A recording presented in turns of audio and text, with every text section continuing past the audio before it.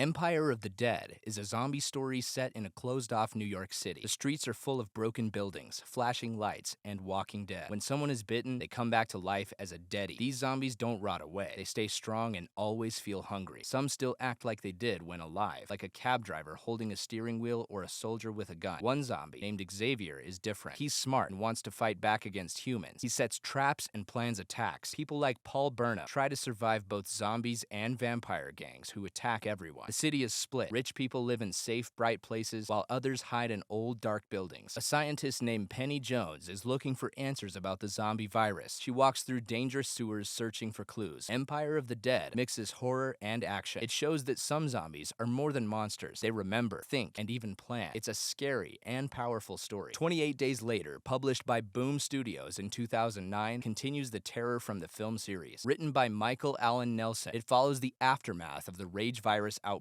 Unlike undead zombies, these infected are alive, but consumed by violent madness. The virus spreads via blood or saliva, and within seconds, the infected sprint, claw, and scream with unmatched ferocity. Their glowing red eyes and rapid attacks bring primal fear. The comics trace machete-wielding chemist Selena and photojournalist Clint Harris as they navigate urban ruins and rule death traps. Just a drop of blood can spell doom. Variants like asymptomatic carriers complicate survival, masking deadly threats beneath human faces. From blood-streaked London streets to misty countryside, hiding predators in hedges, every location teems with danger. The narrative is relentless. Selena and Clint head toward a rumored Scottish safe zone, facing military threats and landmines. Do you kill an infected child to save your team? Tube stations, cliffs, and train yards fall as the infected swarm. The art style mirrors the chaos. Frenetic lines and crimson splashes capture every gut-wrenching moment. Survivors ration bullets and trust, radios crackling as death closes in. Selena's machete becomes a bloody totem of survival as she faces loss after loss. The virus, born from a failed primate experiment, spreads unchecked. Every moment is a sprint against fate. Every decision, a question of who you save and what it costs. The series bridges film and comic, showing how fragile humanity becomes when rage defines the world. Stitched, launched by Garth Ennis and Mike Wolfer in 2011, offers a different nightmare. Here, supernatural horror drives the tale as undead warriors, the Stitched, are reanimated through ancient rituals. Wrapped in blood-soaked bandages and powered by demonic forces, they are puppets of dark warlocks from a Middle Eastern curse. Victims become stitched through wounds or exposure to cursed ichor, transforming swiftly into eyeless husks with muffled screams. These aren't brainless zombies. The Stitched are guided by evil, armed with rusted scimitars and eerie precision. They lurk in Afghan deserts and glowing cave temples, summoned by runes and ancient chants. Survivors like Lieutenant Pruitt and SAS operative Twiggy traverse this hellish wasteland where a single cut can enslave the soul. Variants like towering harbingers shatter tanks and tear humans limb from limb. Do you mercy kill a friend infected by ichor or risk them turning? Even safe zones like mosques and outposts fall quickly, walls collapsing under cursed bandages. The jagged, grim art style matches the tone. Dusty markets smeared with blood, mountain passes fogged with supernatural dread. Pruitt wields her ichor-slicked machete with grim determination, battling not just monsters, but her own conscience. The Stitched, creations of chaos, slice through hope with silence and ritualistic horror. Revival, created by Tim Seeley in 2012, flips the zombie genre with a quiet, eerie twist. Set in Wausau, Wisconsin, it introduces revivers, the dead brought back with intact minds and dangerous urges. One morning, the deceased rose again, conscious and aware, but with sudden violent impulses lurking beneath the surface. Unlike traditional zombies, no bite or virus is needed, just the mysterious revival event. Set against a wintry backdrop, the story follows Deputy Dana Cypress and her sister M, a reviver herself. M heals from wounds and injuries, but grows emotionally detached. Her smiles can swiftly twist into feral rage. Snow-covered forests become hunting grounds. Barbed wire checkpoints hum with tension, and a glowing ghostly light, possibly alien or supernatural, roams the woods. Dana investigates the revival while balancing family drama and government secrecy. Her revolver offers little defense against threats that feel human, yet aren't. The Nora-influenced art captures bleak towns and frostbitten farms, where corpses lie quietly before springing back to life. Revivers act normal until they don't, making every encounter a psychological strain. Themes of mortality and identity dominate. Can Dana trust her sister, or is she merely a ticking time bomb? Do you protect a reviver who was once family, or stop them before they turn? In a town gripped by fear, even small moments, a smile, a twitch, a memory, can signal catastrophe. Revival stands out as a cerebral and emotional take on reanimation, replacing screams and bloodlust with slow-burning dread. Each of these series expands the zombie genre in unique ways. Empire of the Dead adds political intrigue and vampire chaos. Stitched brings occult terror and military dread. 28 Days Later plunges into raw viral survival, and Revival reflects on the cost of returning from the grave. This scary story is part of the Marvel Universe. It started in 2005 in Ultimate Fantastic Four and got its own comic series in 2006. It all begins when a zombie version of the superhero Sentry crashes on Earth. He brings a deadly virus from space. The virus spreads fast. People turn into zombies if they are bitten or touched by infected blood. But these zombies are different. They're not slow or stupid. They keep their powers. Spider-Man still swings through the city, but now he catches people to eat. The Hulk is still super strong, but now he smashes buildings to find more food. Even Wolverine becomes a zombie. He still has his metal claws and healing power, making him very dangerous. The scariest part is that these zombies can still think and talk. They work together to hunt people. Their bodies do not rot like regular zombies. They do not stop. They just keep eating and hunting forever. Cities like New York are destroyed. Streets are filled with blood. Tall buildings are broken. Even Wakanda, the home of the Black Panther, falls. Its strong technology cannot stop the zombie heroes. Soon the zombies want more than just Earth. Mr. Fantastic, now a zombie, still has his smart brain. He builds machines to visit other worlds. The zombies even attack and eat Galactus, a giant who eats planets. They take his powers and become even stronger. It is very sad to see heroes like Iron Man, Captain America, and Thor become monsters. Their suits are torn. Their eyes glow with hunger. They used to save people. Now they eat them. Survivors like Black Panther try to hide. There's no cure. If you are bitten, you will turn into one of them. The comics are full of sad moments. People must choose. Save a friend or save yourself. Some must kill people they love before they turn into monsters. Even Deadpool, known for his jokes, can't make this story funny. He becomes a zombie too and eats his old friends. The Walking Dead began in 2003 and tells a different zombie story. Here, zombies are slow. They're called walkers. They don't think, but they are dangerous in large groups. Everyone is already infected. When someone dies, they become a walker unless their brain is destroyed. A bite won't turn you into a zombie right away, but you will die and turn soon after. The story follows Rick Grimes and his group. They travel across America looking for safety. Walkers are not the only danger. Other humans can be even worse. Some groups are violent. Others pretend to be peaceful, but lie and attack. One group, called the Saviors, uses fear to control others. Another group, the Whisperers, wear walker skin to hide and strike by surprise. The Walking Dead shows how people change during hard times. People must make hard choices. Do you let strangers in or keep them out? Can you kill someone you love if they get bitten? Can you stay human in a world that has lost all kindness? Some characters become strong, others break down. It's about more than zombies. It's about surviving and staying human. If Marvel Zombies is scary, Crossed is even worse. It was created by Garth Ennis in 2008. In Crossed, people are infected by a virus that turns them into killers. These people are not dead. They look normal, but act like monsters. They get a red cross-shaped mark on their faces. That's why they're called the Crossed. They're smart and can talk, but they enjoy hurting others in the most horrible ways. They don't just kill. They torture and do things too awful to describe. They build terrible displays using dead bodies. They burn cars with people inside. Churches and army bases become places of horror. These people are alive but have no soul. Some act normal to trick others, then they attack. In Crossed, no one is safe. You never know who is infected. A smiling child might suddenly turn violent. A tiny scratch can pass on the infection. Survivors face hard choices. Do you help someone or run away? Do you use your last bullet to help a friend or save yourself? In 2019, DC Comics made DCeased. This time, the world ends in a very different way. Darkseid, a space villain, tries to use something called the anti-life equation, but it has become a virus. This virus spreads through screens. If someone sees it on a phone or computer, they turn into a killer. It also spreads through bites. The infected look like zombies, but still have powers. Superman uses his heat vision to destroy cities. The Flash spreads the virus by running fast. Wonder Woman uses her lasso to catch and kill people. The strongest heroes become the world's worst danger. The story follows a few people who survive. Batman's son Damian and Superman's son John are part of this group. They must leave Earth before it is destroyed. The saddest part is watching heroes turn into monsters. Their eyes glow. Their faces are full of rage. Their costumes are bloody and torn. The people they love are now enemies. If you liked this dive into comic book horror, hit like, subscribe, and turn on the bell so that you don't miss the next twisted universe we explore.